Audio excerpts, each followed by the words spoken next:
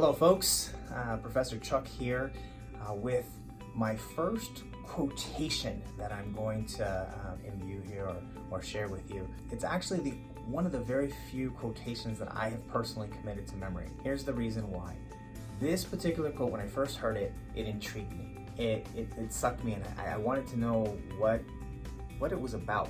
And then years later, being able to see iterations of it still being applied, it excited me because it continued to show that there was depth here. Oliver Wendell Holmes Jr. This is the individual who is given credit for coming up with this particular quote. Sometimes there's a little dispute between him and his father. We're gonna stick with Junior for this particular one. So let me write down the elements of it. Number one, we have simplicity. Number two, complexity. Number three, a different type of simplicity. So let me paraphrase his quotation.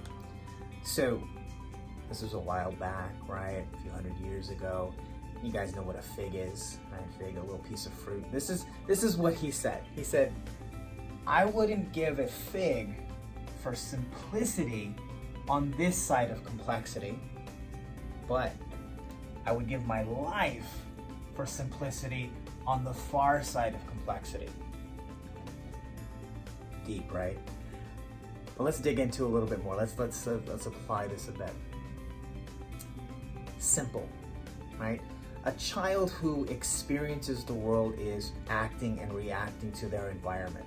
They may say simple things, such as the old proverb of touching the stove and it's hot, right? That's simple. That's a reaction to the environment. Is there a lot of value there? Probably not. But when we take simplicity that's been churned through complexity, and I'm going to use the child metaphor just a bit longer here.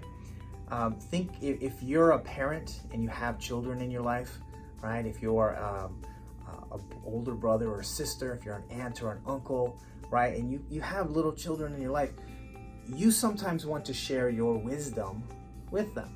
Now think about that. Where does that wisdom come from? That comes from your life experience. That comes from your actions and reactions, the learnings you've had. And you can't explain all of your life actions and reactions and all the things that you've gone through to a child. You have to condense it down into something that's simple, right? But that simplicity is built on the foundation of your life experience. It has been churned through complexity. And that makes those simple elements that stay true, right, over time, that makes them powerful, right? That makes them dynamic. That makes them something of value. When I continue on with this training, right? I continue on with you in terms of things and share things with you. I'm going to come back to this concept again and again and again, because sometimes there are some very simple things that on the surface sound almost too simple to be true. We're going to test them out. We're going to put them to practice. We're going to see if those simple things can actually give us value. And if so, they're going to be on that side of the equation and therefore have a lot of value to us.